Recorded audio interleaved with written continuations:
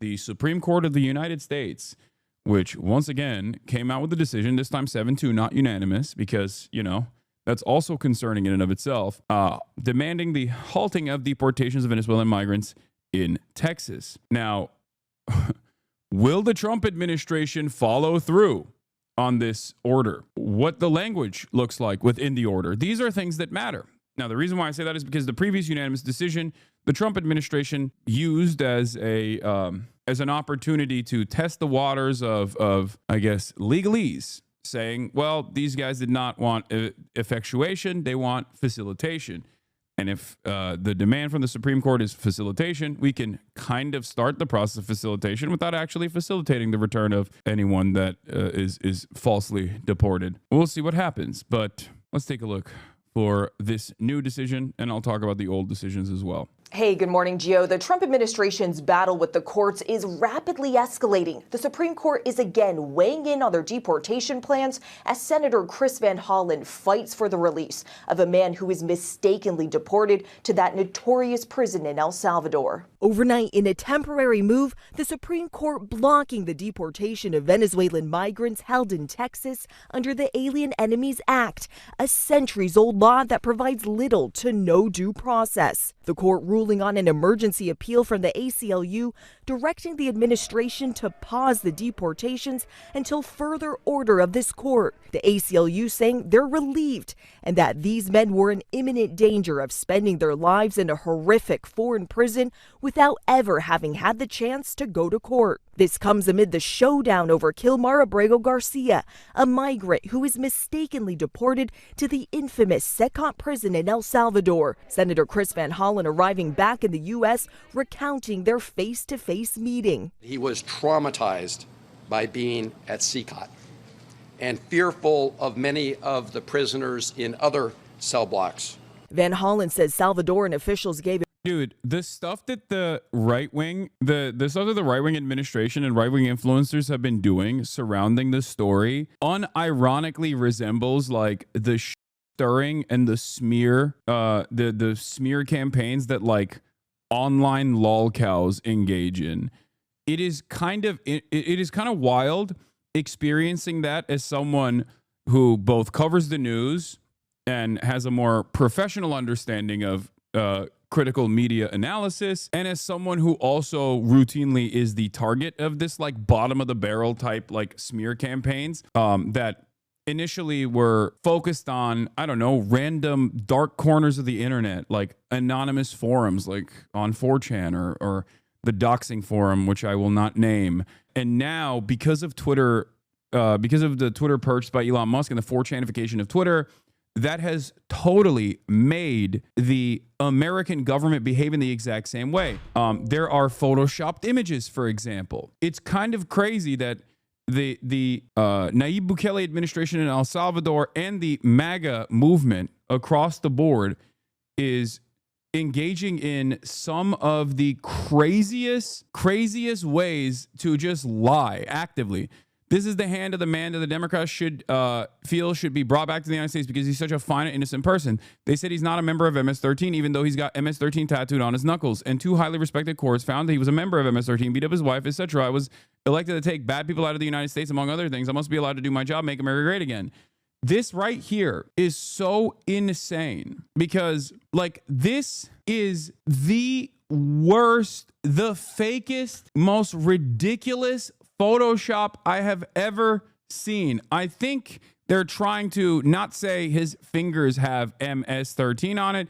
They're trying to say that these images correspond to MS-13. But what's interesting about this is I don't even know if he has these finger tattoos. That's number one.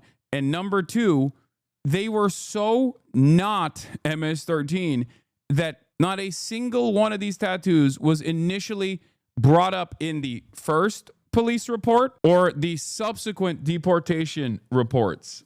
Because ICE fills a report to be like, these are the tattoos that we found on them to consider to be MS-13. And it's also wild because, yeah, this is New York Post runs an article suggesting the tattoos of Obrego's hands are a sign of MS-13 affiliation, using a tweet from Captive Dreamer, an actual Nazi, as a source. This is Jesse Singal criticizing it. Libs are even freaking the fuck out about this. Right-wing liberals are freaking the fuck out about this. Bill Kristol is writing about how insane this is. In the previous Trump administration, you had liberals be like, we got to abolish ICE. Second Trump administration, you have liberals writing articles about assassinating high-profile politicians, and you have Bill Kristol talking about the abolition of ICE. I don't know where we go from here, but I am at least a little bit glad that like even the most right-wing neocon reactionary freaks that still have some semblance of like institutions and the defense of institutions are recognizing that there is a need for change. This doesn't mean that all of these guys are genuine.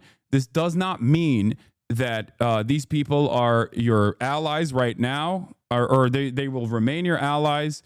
But the reality of the matter is, I think there is a change in the overall vibes and the overall attitudes from the American public. It is truly a wild time. And I think that the Democratic Party, of course, is not seizing on the moment and the anger and resentment, but I will say this has been my greatest moment of vindication, for the record. For years and years, I have been screaming from the mountaintops about Democrats doing exactly what Van Hollen should have been doing, or what Van Hollen has done. Make this an issue that people have to pay attention to. And the first moment that they seized on that opportunity, we are seeing changes occur. This is why I always stress the importance of working with the allies we have that are in positions of power, because Senator Chris Van Hollen is not, one of my favorite senators at all.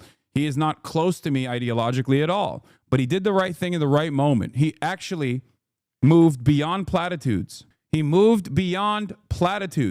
he forced people to pay attention, because when you're a senator, you have this power. You have a bully pulpit, maybe not as vast and as large and as influential as the presidential one, but you still have a soapbox that you can utilize like this, especially if you personally go out there. Now, this doesn't mean that magically the situation will improve overnight. That's not what I'm saying at all. And as I have said, the Trump administration is actively moving to disparage Manuel Kilmar Garcia, in more dramatic ways, in more ridiculous ways. But this is a pivotal moment. This is an attitude shift. Trust me when I say this. It's just beginning. And more people within the margins are going to change their perspective on this issue. They are going to come out and speak out against this. I promise. Especially since this very moment right here is a pivotal one, because it shows everyone that has been protesting that your anger and your protests do matter, that Democrats taking a principled stance matters. As I've said, they want to make CECOT the place where dissidents disappear without due process. We cannot let this happen. This is the first small battle in a much larger fight. Asman already falling for the tattoos hard. Dude, brother, when will you understand? He is a right-wing fascism mouthpiece. The fact that he doesn't personally care about right-wing bullshit does not change that dynamic. He's not falling for anything. He's just spitting out and regurgitating right-wing propaganda.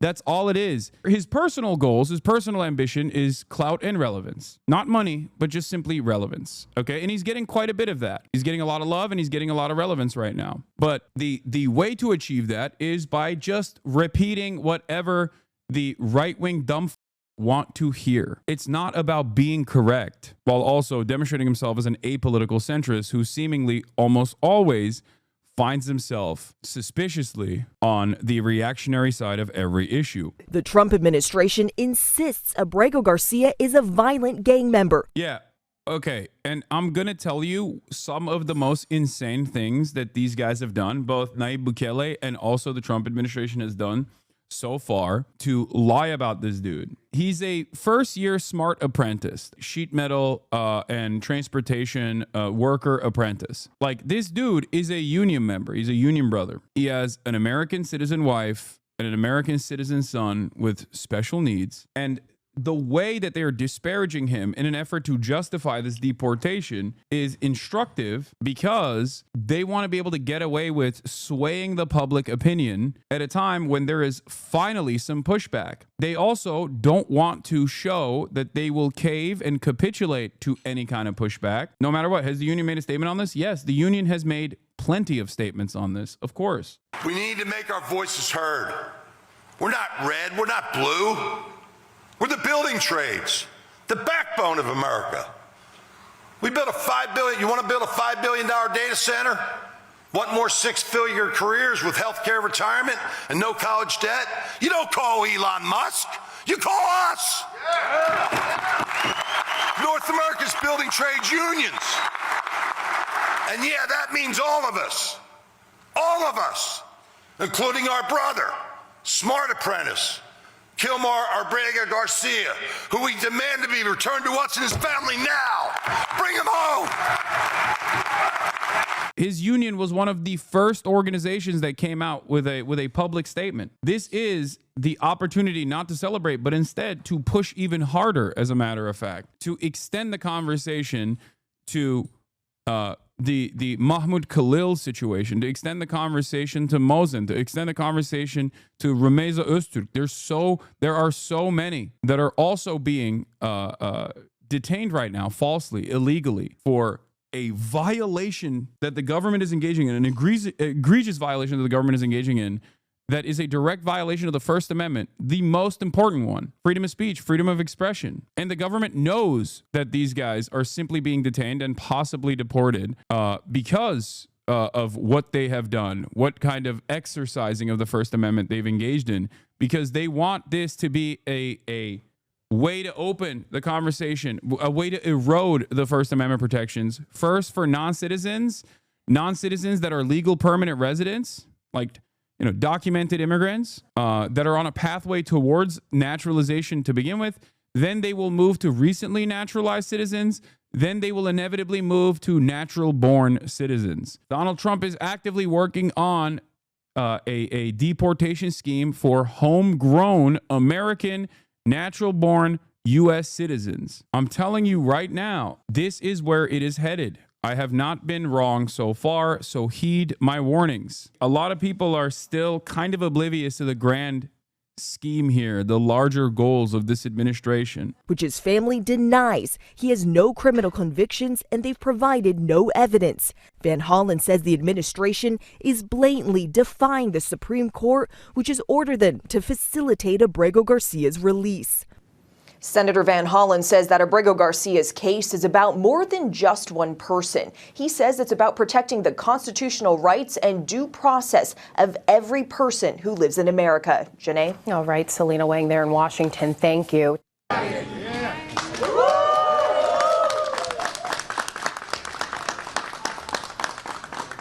I do need you to understand something here, okay? So Chris Van Hollen did this thing, and it saw some success. And as is the case, I will give you an analog from like petty grievances that online influencers that love drama and the smear campaigns that they engage in to help you develop a better understanding of how devolved the current administration actually is, because they're doing similar 4chan tactics here. One thing that you always see is whenever someone like myself does something cool or whatever, the usual suspects will come out and immediately start a campaign to smear me. One of those was this one, ironically enough, when the Content Cop came out with iDubbbz. What did these guys do? They found like a tweet that I don't even remember tweeting about Diddy and deleted, I don't even know when, to claim that I had purchased the Redactive software and deleted this like Diddy tweet or something. It was a major self-own in general, and obviously a lot of people dunked on them. It's also additionally funny because the guy who owns the Zionist who owns the software, this privacy software, is quite literally gotten $1.5 million from P. Diddy. Now, the point I'm trying to make here is not what happened here. The point I'm trying to make is that like this kind of low-hanging, like This kind of low-hanging fruit, like this kind of like ridiculous smear is something that you normally wouldn't expect from any sort of serious administration. It reeks of desperation. It reeks of desperation. When you recognize that you're losing the battle, you're just looking for anything you can to disparage the people involved. This right here was the Bukele administration's attempt where they placed these glasses with salt on the brim and a cherry to make it seem like he was sipping margaritas with Senator Van Hollen. Like, that is such low effort, such bottom of the barrel clown shit.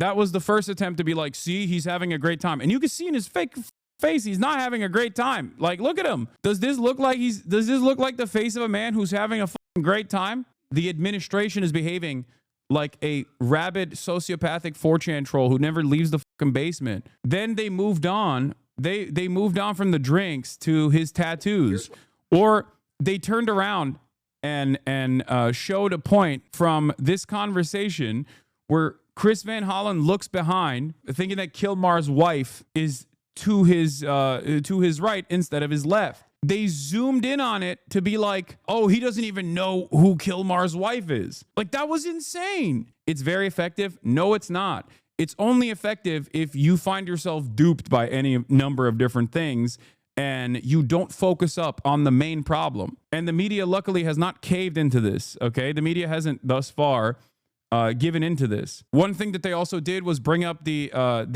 domestic issues that Kilmar and his wife had, right? Immediately, they were like, see, he's a wife beater. He's a wife beater. It's like, bro, his wife is literally prominently on stage every day demanding his return. That doesn't make you question the things that you're going along. That doesn't make you question the things that you're presenting as like a reason to keep him in El Salvador. Not only did she file for a temporary restraining order, she never actually fulfilled the restraining order in any way. She never actually fulfilled the restraining order at all. She also had to give quotes to Newsweek about this, where she had to be like, "Listen, wait, I was really worried and you know, I guess quote unquote jumped the gun when I filed for this out of caution because of my previous relationship that was abusive, and we worked through our problems, and I never actually filed I never actually went along with the restraining order in general. We went to marriage counseling, and we're in a loving relationship where I want my husband to come back to the United States of America." When I first sat down with Kilmar, we just had glasses of water on the table. I think maybe some coffee. And as we were talking, one of the government people came over and deposited 2 other glasses on the table with ice, and I don't know if it was salt or sugar around the top, but they look like margaritas. And if you look at the one they put in front of Kilmar, it actually had a little less liquid than the one in front of me, to try to make it look, I assume, like he drank out of it. Let me just be very clear. Neither of us touched the drinks that were in front of us.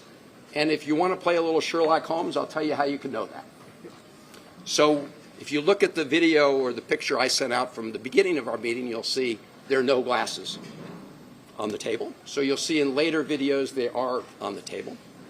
But they made a little mistake. Or some people are very careful, right? This is bad Hasbara, exactly. They're doing Israel shit.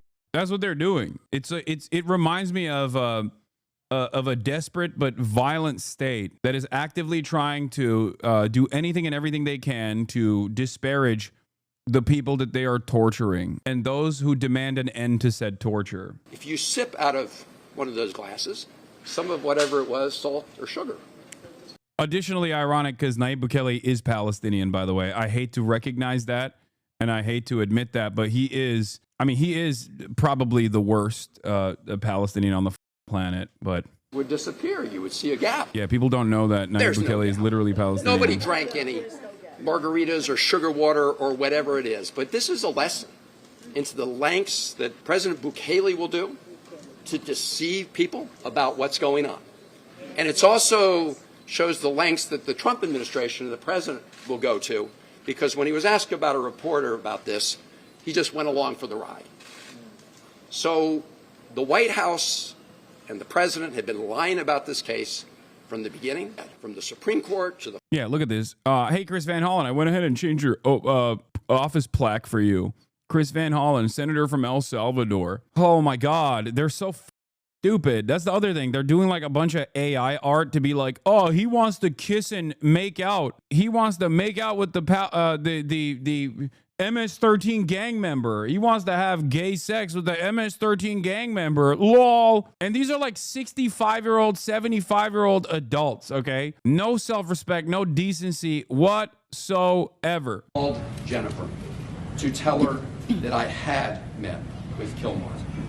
And I told her what he said to me, which was first and foremost that he missed her and his family. And as he said that, you could see a tear go down his... He looks back here and she's on the other side. And the Republicans literally zoomed in on this to be like, he doesn't even know. He doesn't even know Kilmar Brega Garcia's wife. He doesn't even know what she looks like. This is all a sham. And they cut it before he actually found her in the background. Like, I saw so many clips, dude. God damn, the timeline is so polluted with like the dumbest shit. I swear to God. He said he felt very sad about being in a prison because he had not committed any crimes. Yeah, the CECOT facility is such a horrible facility that even the American government acknowledges its atrocities, the atrocious conditions.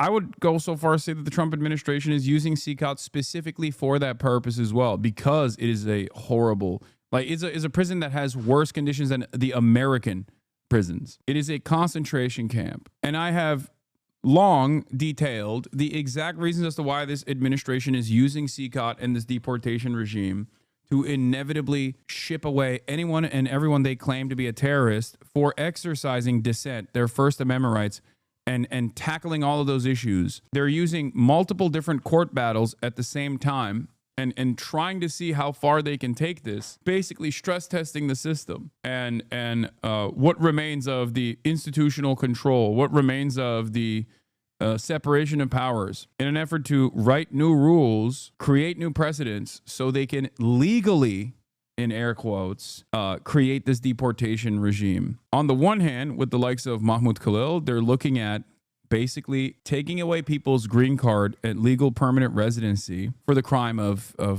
their free speech. They want to criminalize free speech to the best of their ability for non-citizens first, documented legal permanent residents, and then they will inevitably move to recently naturalized citizens. Then they'll inevitably move to naturalized citizens across the board. Then they'll inevitably move to natural-born U.S. citizens. These are things that the Trump administration has actively talked about. They also simultaneously need to erode due process. And if the courts respond to that, they need to violate court orders. They want to destroy the persuasive power that the highest court in the United States of America has, completely eviscerating the separation of powers so that no one can stand in their way. Part of that also means you have to eliminate dissent and any sort of legal battles that you might see. And a way to do that is to go to all of the largest law firms in the country and actively target them to make sure that they play ball, so that any law firm that, you know, works in the federal court system cannot go into federal property. That's a thing that the Trump administration did. And I don't want to say quietly did that. They openly did it, right? With an executive order. We saw that Maryland Senator Chris Van Hollen, he flew to see your husband Wednesday. He released a photo of the two of them last night. What was it like for you to see that photo? It was very overwhelming. What were you told your husband said in that meeting?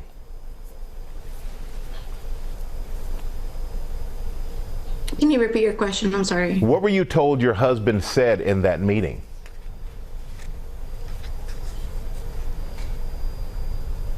It was just a message of love. So tell me a little bit about your husband. How long have you two been together, and what has your life been like with him? We've been together over 7 years. It's been amazing. He's very a loving husband, an amazing father. No. And We were just young parents trying to live the American dream. They say your husband's a member of the MS-13 gang. Is he a member of the MS-13 gang or any other gang? No, he's not.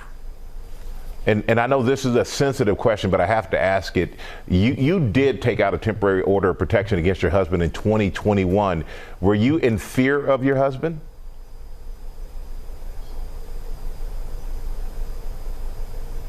My husband is alive. That's all I can say. Okay, and you know, I'm not going to push on that apparently. But how much hope do you have that you What the fear of your husband? Okay. Yeah. Also, because of the delay that they had in this interview, look at these guys. When I say they're grasping at any straw they can, this is what I mean. Look at this. 57,000 likes, bro. You did take out a temporary order of protection against your husband in 2021. Were you in fear of your husband?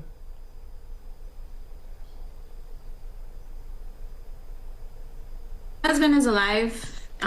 That's all I can say. Okay, and you know, I'm not going to push on that apparently. There's massive delay, and she's barely picking up what he's putting down the entire time from the start of the interview. But if you cut it for the in a beautifully cut 24-second clip, if you clip it out of context without ever considering why she would literally demand the return, you might think the question in and of itself is stupid. It's not. The reason why he's asking that question is because he wants her to respond to it to counter the narrative that's out there. That's the reason why he's asking that question, because everyone is claiming that this is this guy's a wife beater or whatever. And it's ridiculous because she has already given numerous quotes on this. In a Newsweek exclusive, she talked about it a couple days ago. Her having this back and forth here and not really understanding what he's saying because of, I assume, audio issues and the fucking delay, as you can see in all of her answers, was enough for the End Wokeness account to blast this and to make it seem like this woman, who is for the past couple of weeks actively and prominently demanding the return of her husband, actually is secretly excited that her husband was deported because he is a wife beater, a domestic abuser. This does not make any sense. If she was excited that he was deported, don't you think that she would at least not say anything about it? Why would she be even entertaining these interviews? Do you have that you're going to be reunited with your husband? And what keeps you and your family going? A lot of hope. And like, she misunderstood the question. I think he was like, are you in fear of your husband's conditions? Because it doesn't make sense how she responded to it. And this fight still continues for Kilmar, for all the other Kilmars out there whose voice haven't been heard yet. I won't stop fighting until he returns home, until I know that he's safe.